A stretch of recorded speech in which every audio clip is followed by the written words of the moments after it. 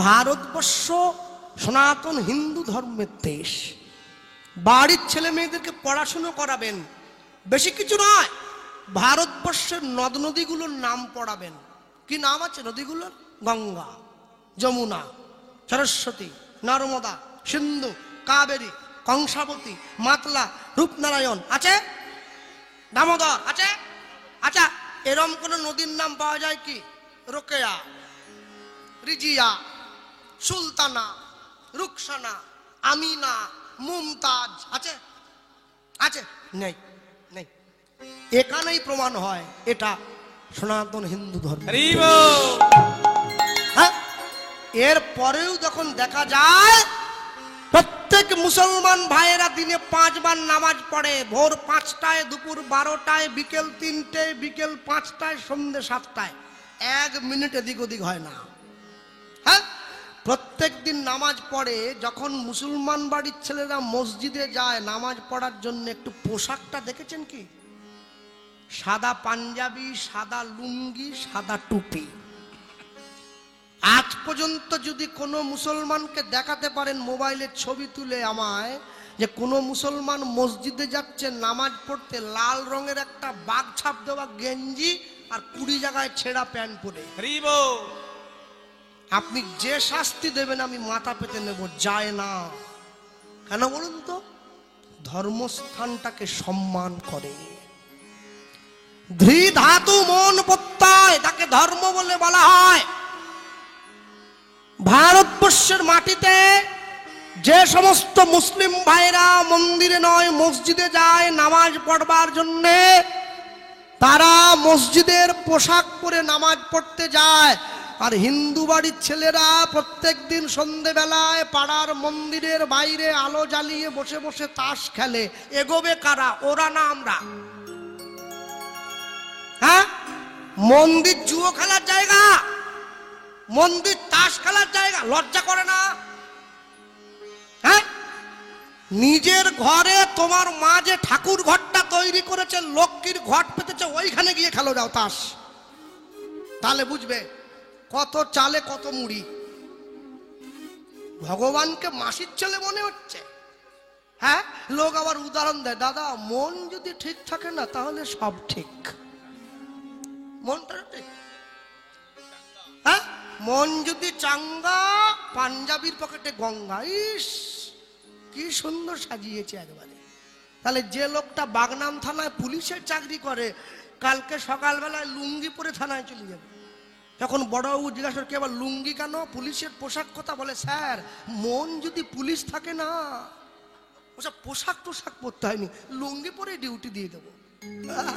ঝেঁটিয়ে বিষ নামিয়ে দেবে একবারে, লুঙ্গি পরে ডিউটি। হ্যাঁ, ভগবানের মন্দিরে বসে খাবার তাস জুয়া পাশার আড্ডা নয়। মনে রাখবেন, তাস জুয়া পাশা কলিকালের সর্বনাশা। খুব সাবধান, কখনো নয়। সরস্বতী পুজোর দিন বাড়ির মেয়েরা, বাড়ির বোনেরা, বাড়ির মায়েরা যে ধরনের পোশাক পরে প্যান্ডেলে পুষ্পাঞ্জলি দিতে যাচ্ছে, দেখে মনে হচ্ছে যেন সরস্বতী মায়ের আইবুড়ো ভাত খেতে যাচ্ছে। এ সাজ হলো, এ সাজ হলো, এ কি সাজে? জয় জয় দেবী চরাচর সারে কুচযুগ শোভিত মুক্তাহারে বীণা রঞ্জিত পুস্তক হস্তে ভগবতী ভারতী দেবী নমস্তুতে। মায়ের বাহনকে হাঁস, সাদা হাঁস, তাই তো? এত বড় একটা হাতি ছিল, বাহন করা গেল নি? এত ভালো একটা ময়ূর ছিল, বাহন হলো না? হাঁসটাই করতে হলো। হাঁস হচ্ছে পৃথিবীতে একমাত্র প্রাণী যে জল আর দুধকে মিশিয়ে দিলে জল থেকে দুধটা আলাদা করে দিতে পারে। জ্ঞানের রং সাদা, তাই মা হচ্ছে শ্বেত বস্ত্র পরিহিতা। জ্ঞান, হাঁস আমাদেরকে শিক্ষা দেয় মায়ের বাহন হয়ে এই জগতে ভালো আর খারাপের মধ্যে থেকে খারাপটাকে বাদ দিয়ে দেবে, ভালোটাকে গ্রহণ করবে। তবেই তো তুমি জ্ঞানী, তবেই তুমি পণ্ডিত, তবেই তুমি শিক্ষিত। মনে রাখবেন সব সময়ের জন্য, কোনো কিছুর বিনিময়ে সত্যের জন্য সবকিছুকে ত্যাগ করা যায়, কোনো কিছুর বিনিময়ে সত্যকে ত্যাগ করবেন না কোনদিন। যারা বসে আছেন এত রাত্রি জেগে স্থানে ভগবানের কথা শুনছেন, কোনোদিন কস্মিন কালো ভগবানের নামের সঙ্গে ভগবানের প্রেম নিয়ে ভগবানের মন্দিরে কোন রূপ, কোন অসৎ আড্ডা, অসৎ উপায়, অসৎ পন্থা নয়। যা হবে মন্দিরের বাইরে গিয়ে করো। মন্দির পবিত্র স্থান, তাকে নষ্ট করার অধিকার আমার নেই। হ্যাঁ, কই একটা কাজ করতে পারবে? আগামী থেকে আমি আসি আর না আসি, এত সুন্দর মন্দিরটা বানিয়েছ, এই মন্দিরের উপরে গ্রামের সকলে মিলে 10 টাকা 20 টাকা করে চাঁদা দিয়ে একটা মাইক আর মেশিন লাগাবে। আমার ইসলাম ধর্মের ভাইয়েরা প্রত্যেক দিন ভোর 5টায় নামাজ পড়ে, তোমরা হিন্দু বাড়ির মন্দিরে প্রত্যেক দিন ভোর 4টে থেকে হরিনাম সংকীর্তন বাজাবে, মানুষের ঘুম ভাঙবে, হরিনাম। হ্যাঁ, তা পারো না, মন্দিরে বসে তাস খেলো, কি করে এগোবে? সব সময়ের জন্য জানবেন, ভগবান তুমি যুগে যুগে দূত পাঠাইছ বারে বারে দয়াহীন সংসারে, তারা বলে গেল সবে ক্ষমা করো মোরে। সব সময়ের জন্য ভগবানের কাছে ক্ষমা প্রার্থী হবে, কোনোদিনের জন্য নয়। প্রেমানন্দ ভিক্ষা করে গুরুদেবের মন্দিরে আসে দাঁড়ায়, আর গুরুদেব ভগবানকে সেবা দেয়, আর সেবা দিয়ে মন্দিরের মধ্যে ভোগের থালাটা ঢুকিয়ে দিয়ে দরজাটা বাইরের থেকে বন্ধ করে দিয়ে আপন মনে ভগবানের নাম গায়। কিন্তু যখন রামানন্দ স্বামী মন্দিরের দরজাটা খুলে দেয়, দেখতে পায় থালায় অর্ধেকটা অন্ন নেই, বাটিতে অর্ধেকটা ব্যঞ্জন নেই, গ্লাসে অর্ধেকটা জল নেই। ভগবান নিজে হাতে সেবা করে গিয়েছে, একে বলা হয় প্রত্যক্ষ সেবা। আজ যখন প্রেমানন্দ ভিক্ষার জন্য বের হয়েছে, হঠাৎ করে আকাশের পশ্চিম কোণায় কালো একটা মেঘ উঠে দিল। আস্তে আস্তে করে সেই মেঘে পুরো আকাশটা ভরে গেল, ঝমঝম করে বজ্রবিদ্যুৎ সহকারে বৃষ্টি নেমে এলো। প্রেমানন্দ গুরুদেব আর গোবিন্দকে সেবা দেওয়ার জন্য ভিক্ষার ঝুলিটা নিয়ে মানুষের দরজায় দরজায় ঘুরছে, আমায় ভিক্ষা দাও, আমি প্রেমানন্দ, একটু ভিক্ষা দাও, দরজাটা খোলো। ঘরের ভেতর থেকে আওয়াজ আসে, প্রেমানন্দ আজ নয় কালকে আসিস, আজকে যা বাবা। মানুষের পর মানুষ, গ্রামের পর গ্রাম ঘুরে ঘুরে এক মুঠো ভিক্ষা পেল না যা দিয়ে গোবিন্দকে সেবা দেবে। জমিদার বাড়ির পাশ দিয়ে প্রেমানন্দ হাঁটতে হাঁটতে চলে যাচ্ছে, আর জমিদার ঘরের স্ত্রী দোতলার ছাদের বারান্দায় বসে বৃষ্টির শোভাটা দেখছে। প্রেমানন্দকে দেখেই ডাক দিয়েছে, কে রে, দাঁড়া। যেই ডাক দিয়েছে প্রেমানন্দ দাঁড়িয়ে পড়েছে। কে তুই? চোর কোন বদমাস, এদিকে আয়। মা, আমি চোর নই। কে কালে? আমার নাম প্রেমানন্দ। প্রেমানন্দ? এদিকে এদিকে এদিকে। ভিজতে ভিজতে কাছে এসেছে। মা, আমি আমি আমি ভিক্ষা করার জন্য। ভিক্ষা এই বৃষ্টিতে? কে তোকে পাঠালো ভিক্ষা করতে? মা, আমার গুরুদেব আমায় পাঠিয়ে। গুরুদেব? কি নাম তোর গুরুদেবের? আমার গুরুদেবের নাম রামানন্দ স্বামী। হ্যাঁ, চমকে উঠলো। আয় কাছে আয়, আয় আয় আমার কাছে আয়। ছুটে গিয়ে প্রেমানন্দকে বুকে জড়িয়ে ধরেছে। এ বাবা, এ বাবা, এ তুই রামানন্দ স্বামীর শিষ্য? ভালো করে আঁচলটা দিয়ে শুকনো কাপড় দিয়ে প্রেমানন্দের পুরো শরীরটা মুছিয়ে দিয়েছে, শুকনো কাপড় দিয়ে দেহটা মুছিয়ে দিয়ে। বাবা, ভিক্ষে করতে এসছিস? হ্যাঁ, ঝুলিটা পাক। কিন্তু মা, হবে না তো, আমার গুরুদেব নির্দেশ দিয়েছে প্রত্যেক বাড়ির থেকে এক মুঠো করে নেব। তা তুমি যদি এক মুঠো দাও, এক মুঠো দিয়ে কি রান্না হয়ে গোবিন্দের সেবা হয়? ওরে বোকা, তোর গুরুদেব কি দেখতে আসছে? কে তোকে ভিক্ষা দিয়েছে? প্রত্যেক দিন 21 মুঠো চাল তোকে ভিক্ষা করে নিয়ে যেতে হবে। আজকে আমি তোকে 21 মুঠো দিয়ে দিচ্ছি। তুই গুরুদেবকে গিয়ে বলে দিস তুই আমার কাছ থেকে নয়, গোটা গ্রাম থেকে ভিক্ষা করেছিস। হয়ে গেল, শিখিয়ে দিয়েছে মিথ্যা। এবার ঝুলিটা পেতে দিয়েছে প্রেমানন্দ। দেখো, থালা ভর্তি করে ভিক্ষায় আনি আজ দিল, করে ভিক্ষা আনি আজ দিল, থালা ভর্তি করে ভিক্ষায় আনি আজ দিল, থালা ভর্তি করে ভিক্ষা আনি আজ দিল। প্রেমানন্দ আনন্দেতে গ্রহণ করিল, প্রেমানন্দ আনন্দেতে গ্রহণ করিল, প্রেমানন্দ আনন্দেতে গ্রহণ করিল, প্রেমানন্দ আনন্দেতে গ্রহণ করিল। ভুলিয়া যে গেল তখন গুরুর বচন, ভুলিয়া যে গেল তখন গুরুর বচন, ভুলিয়া যে গেল তখন গুরুর বচন, ভুলিয়া যে গেল তখন গুরুর বচন। কাঁদিতে কাঁদিতে আইলা আশ্রমে তখন, হরি হরি বল, আইলা আশ্রমে তখন, কাঁদিতে কাঁদিতে আইলা আশ্রমে তখন, কাঁদিতে কাঁদিতে আইলা আশ্রমে তখন। জয় গুরুদেব। প্রেমানন্দ এসেছিস? দে বাবা, দে দে দে, বেলা হয়ে যাচ্ছে, ভিক্ষার ঝুলিটা দে বাবা, দে। প্রেমানন্দ যেই গুরুদেবের হাতে গিয়ে ভিক্ষার ঝুলি, একই রে প্রেমানন্দ, অন্য দিনের তুলনায় ঝুলিটা বেশি ভার মনে হচ্ছে। গুরুদেবের সন্দেহ হচ্ছে। গুরুদেব আপনি ভুল করছেন, আসলে বৃষ্টি হচ্ছিল না, বৃষ্টির জলে চালটা ভিজে গেছে, পুটুলিটা ভিজে গেছে একটু, হ্যাঁ বৃষ্টি হচ্ছে, একটু বেশি ভারী। কই দেখি, ঝুলির মধ্যে হাতটা ঢুকিয়ে গুরুদেব এক মুঠো চাল, একই রে প্রেমানন্দ, প্রত্যেক দিন তুই 21টা বাড়িতে যাস, 21 রকমের চাল আনিস, আজকে একদম এত সরু সরু ভালো ভালো চালের দানাগুলো কে তোকে ভিক্ষা দিয়েছে?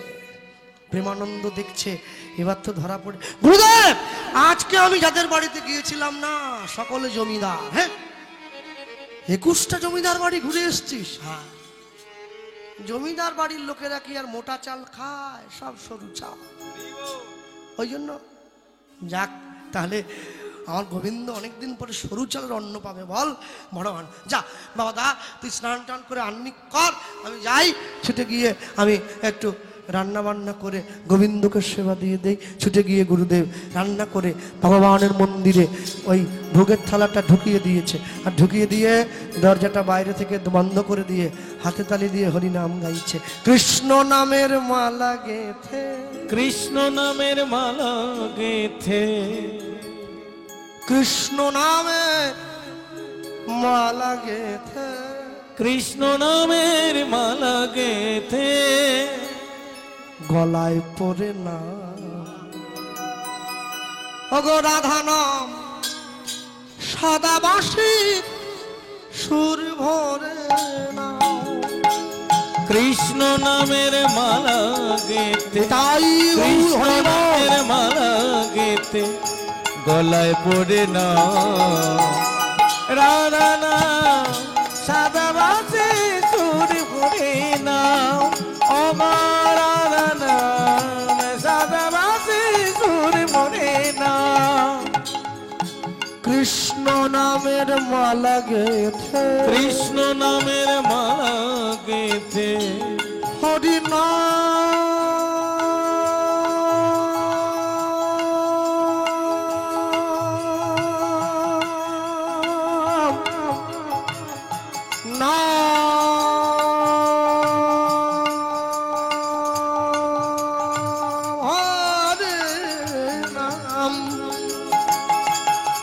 কৃষ্ণ নামের মালা গেথে, কৃষ্ণ নামের মালা গেথে, গলায় পরে না রাধা নাম, সাদা বাঁশি হরি হরি হরি রাধা নাম, সাদা বাঁশি সুর ভরে না।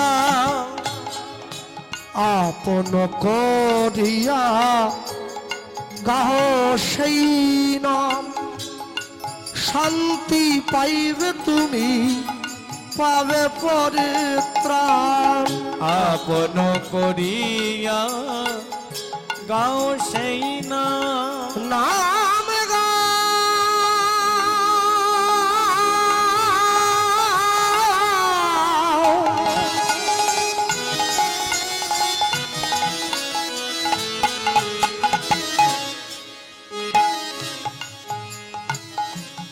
নাম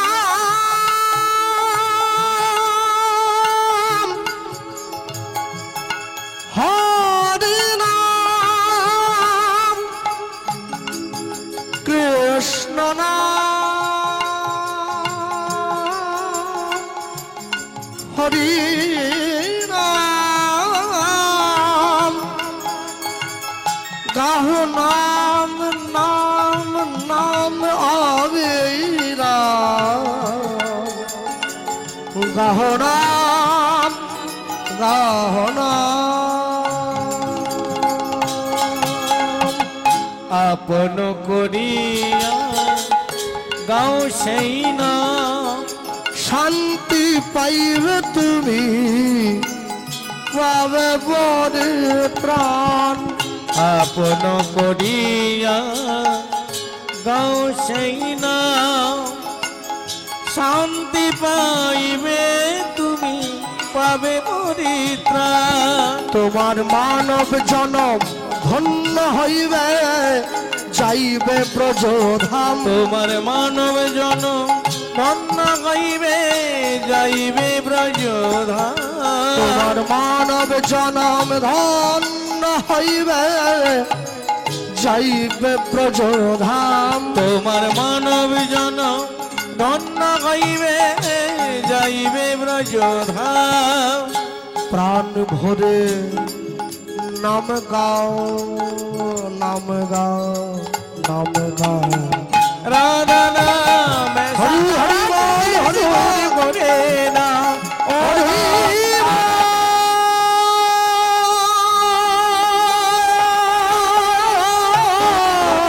না অগরা হরি বল, করে না হরি বল, সারাবাসী সুরি হরি বল, সুরি হরি বল, সুরি ভরে হরি বল, সুরি হরি বল। সুরি ভরে না নমো ব্রহ্মণ্যদেবায় গো ব্রহ্মণ্য হিতায় চ। হিতায় চ ভগবানকে প্রণাম করছি। আর যেই ভগবানকে প্রণাম করতে গেল বারবার ধরে প্রত্যেক দিন যে মন্ত্রটা বলে গোবিন্দকে প্রণাম করে আজকে মন্ত্রটা ভুলে যাচ্ছে। নমো ব্রহ্মণ্য দেবায় গো ব্রহ্মণ্য হিতায় চ। হিতায় চ তারপর তারপর তারপর মন টান চান মন টান চান মনে নেই ছুটে গিয়ে মন্দিরের দরজা চমকে উঠলো কি আমি প্রত্যেকদিন গোবিন্দকে সেবা দেই। আর আর ওই যেমন সেবা দেই থালায় অর্ধেকটা অন্ন থাকে না, বাটিতে অর্ধেকটা ব্যঞ্জন থাকে না, গ্লাসে অর্ধেকটা জল থাকে না। আজকে যেমন দিয়েছিলাম তেমনি ধরা আছে। আমার গোবিন্দ সেবা করেনি। প্রেমানন্দ ডাক দিয়েছি। প্রেমানন্দ ছুটে এসছে। গুরুদেব এ বাবা আমার কাছে আয়।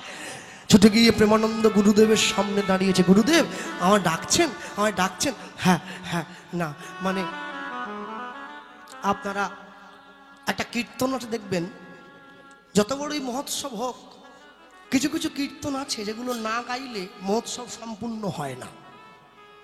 যদি লক্ষ টাকাও কীর্তন হয়, মানে কমিটির বাজেট যদি লক্ষ কোটি টাকাও হয়, ওটা গাইতেই হয়, হয় না? হরি হরায় নম কৃষ্ণ যাদবায় নম, আছে না? ওটা গাইতেই হয়, হয় তাই?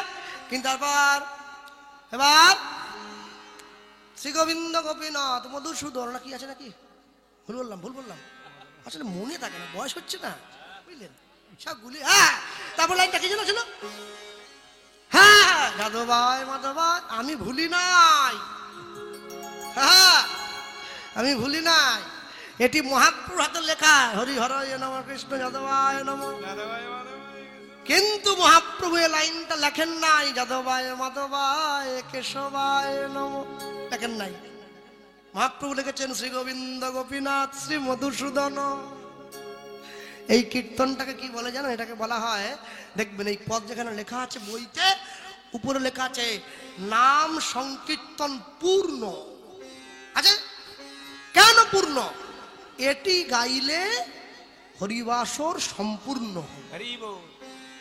কীর্তনের যা ভুল ত্রুটি এটির মধ্যে দিয়ে, যিনি বৈষ্ণব মহাজন পদকর্তা, এই পদের পদকর্তাকে বলো? শ্রী গুরু চরণ পাদ পদ্ম করিয়া শেষে হরিনাম সংকীর্তন গাহে নরোত্তম দাস। আরে আমি ভুলি নাই। এই নরোত্তম দাস ঠাকুর চিন্তা করলেন, আচ্ছা আমার মহাপ্রভু যে লিখছেন হরি হরয় নম কৃষ্ণ যাদবায় নম শ্রী গোবিন্দ গোপীনাথ শ্রী মধুসূদন, আচ্ছা তাহলে যারা ভগবানের সন্তান তারাও তো ভগবানের অংশ, তারা কি বাদ যাবে কি? তখন তিনি যোগ করছেন যাদবায় কেশবায় মাধবায় নমঃ। এই তিনটি শব্দ যোগ করছেন, তিনজনকে প্রণাম করছেন। ভগবান শ্রীকৃষ্ণের যত যদুবংশ, ভগবান কেশব যারা যদুবংশের জন্মদানকারী, এবং মাধব যিনি ভগবানের আরেকটা রূপ। মহাপ্রভু ভুলে গিয়েছেন, তাই এইটি লিখে নাম দিলেন নাম সংকীর্তন পূর্ণ। তবে এসব গান এখন আর শোনা যায় না, গান তো উঠে গেছে সব। হ্যাঁ, আমি তো করবই শেষে গিয়ে কারণ গান, উরি বাবরে কি যে গান শুনছে আমার ছেলেমেয়েরা মাথা আছে। বারান্দায় রোদ্দুর, আমি আরামকে দাঁড়ায় বসে দুপানা চাই রে, গরম উরি বাবারে এই গান হলো, এ কি গানে গান শুনতাম ছোটবেলায় আমরা, মন ভরে যেত না। তিনটি মন্ত্র নিয়ে যাদের জীবন,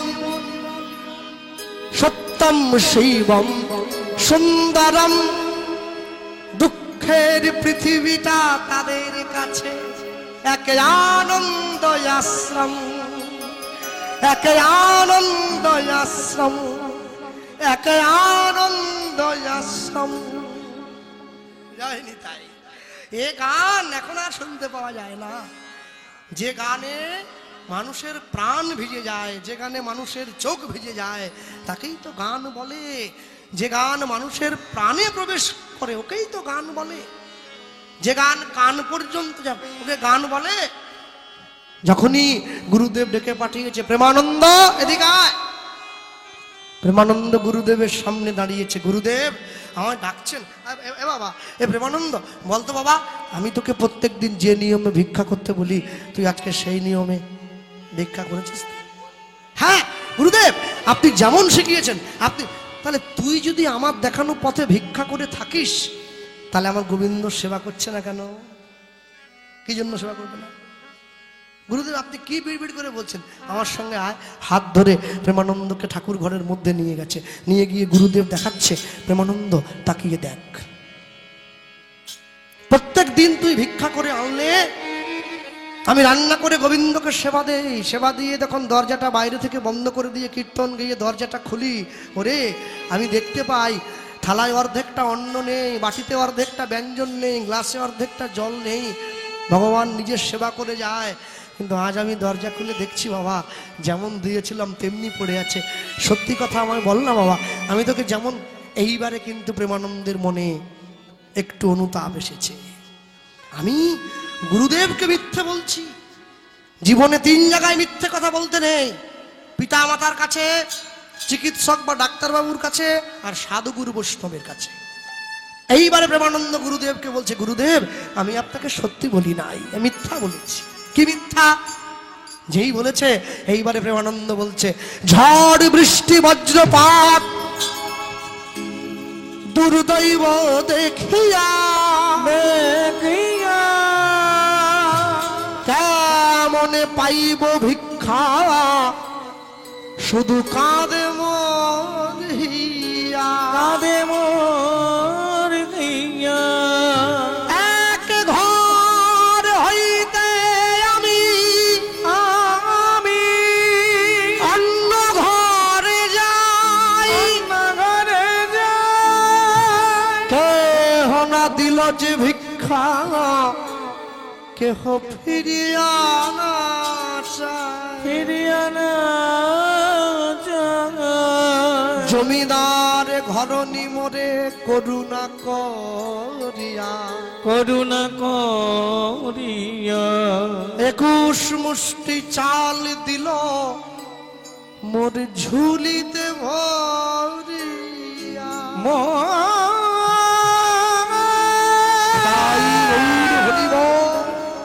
ঝুলিতে ভরিয়া। তুই কি করলি প্রেমানন্দ? ছুটে গিয়ে গুরুদেব প্রেমানন্দকে বুকে জড়িয়ে ধরেছে। আমার এতদিনের গোবিন্দ সেবা, আমার এতদিনের নিষ্ঠা, এতদিনের সাধন ভজন সব তুই নষ্ট করে দিবি। আমি তোকে অভিশাপ দিচ্ছি, তোর গুরুদেব হয়ে আমি অভিশাপ দিলাম, এই ঘোর অপরাধ নিজ কুলে যাইবা, নিজ কুলে যাইবা। আজ হতে কৃষ্ণ সেবায় বঞ্চিত হইবা, বঞ্চিত হইবা, আজ হতে কৃষ্ণ সেবায় বঞ্চিত হইবা। প্রেমানন্দ ছুটে গিয়ে গুরুদেবের চরণটা জড়িয়ে ধরেছে। গুরুদেব, আমি নিচকুলে যাই, কৃষ্ণ সেবায় বঞ্চিত হই, এতে আমার দুঃখ নেই, কিন্তু আপনি শুধু আমাকে এইটুকু করুণা করবেন, আমি যেন আপনার চরণটা ছাড়া না হই। প্রেমানন্দ গুরুদেবের চরণটা ধরে আছে। পাছাড় প্রেমানন্দ, আমি বলছি পাছাড় দে। আমি কিন্তু আমার মাথা ঠিক নেই, পাছাড়। অনেক করে বলার পর প্রেমানন্দ পা ছাড়ছে না। গুরুদেব কি করলো, নিজের কাঠের খড়মটা পাশে পড়েছিল তুলে নিয়ে প্রেমানন্দের পৃষ্ঠে আঘাত করছে। পাছাড়, পাছাড়, পাছাড়। বারবার ধরে আঘাত করতে করতে প্রেমানন্দের পিঠটা কেটে গিয়ে দর দর করে রক্ত বেরিয়ে এসছে। যন্ত্রণায় দুঃখে প্রেমানন্দ গুরুদেবের চরণটা ছেড়ে দিয়েছে। দূর হয়ে যা, তোর মতো গুরুদ্রোহী, তোর মতো অনাচারী, তোর মতো পাপাচারী, তোর মতো ভ্রষ্টাচারী শিষ্যের আমার কোনো দরকার নেই, যা। প্রেমানন্দ গুরুদেবের সামনে দাঁড়িয়ে বলছে, গুরুদেব, গোবিন্দ সেবার জন্য ভিক্ষা করেছিলাম বলে আপনি আমাকে আশ্রম থেকে তাড়িয়ে দিচ্ছেন, তবে হ্যাঁ, চলে আমি যাচ্ছি, কিন্তু পরবর্তী জীবনে যে কুলেই জন্মাই না কেন, একটা কথা মনে রাখবেন, আপনার মুখ না দেখা পর্যন্ত আমি চোখ মেলে চাইব না। আপনার দীক্ষা মন্ত্র আমার কানে না যাওয়া পর্যন্ত আমি মায়ের স্তনদুগ্ধ পান করব না। আর যে কুলেই আমি জন্মাই না কেন, এই যে খড়ম দিয়ে আমাকে মারলেন না, এই খড়মের দাগ কিন্তু পরবর্তী জীবনেও আমার পিঠে থেকে যাবে। যেটা দেখে আপনি আমাকে চিনবেন, সেই প্রেমানন্দ। হ্যাঁ, প্রেমানন্দ গুরু বিরহে প্রাণ ত্যাগ করতে যাচ্ছে। প্রাণ ত্যাগ করলো গঙ্গার জলে ঝাঁপ দিয়ে। এবার গুরু গুরু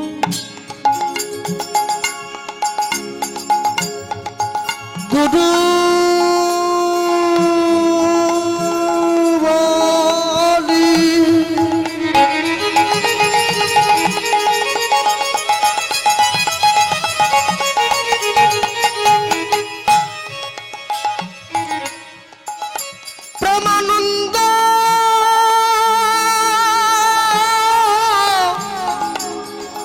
গঙ্গার জলে ঝাঁপ দিল, হৃদয় গৌর হরিব।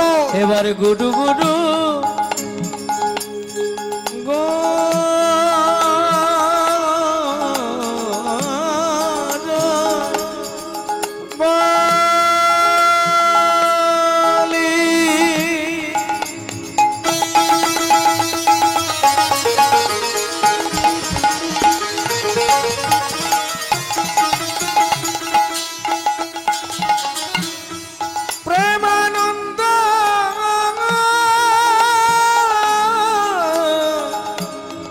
গঙ্গার জলে ঝাঁপ দিল। ওগো প্রেমানন্দের দেহ গিয়া গঙ্গায় প্রবেশিল। ওগো প্রেমানন্দের দেহ গিয়া গঙ্গায় প্রবেশিল। ওগো প্রেমানন্দের দেহ গিয়া গঙ্গায় প্রবেশিল। প্রেমানন্দের দেহ গিয়া গঙ্গায় প্রবেশিল। বলে জয় গুরু রামানন্দ, জয় গুরু রামানন্দ। যেন দেহ গিয়া পাই গোবিন্দ। ওগো জয় গুরু রামানন্দ। আমায় দেহ চরণার বৃন্দ। জয় গুরু রামানন্দ।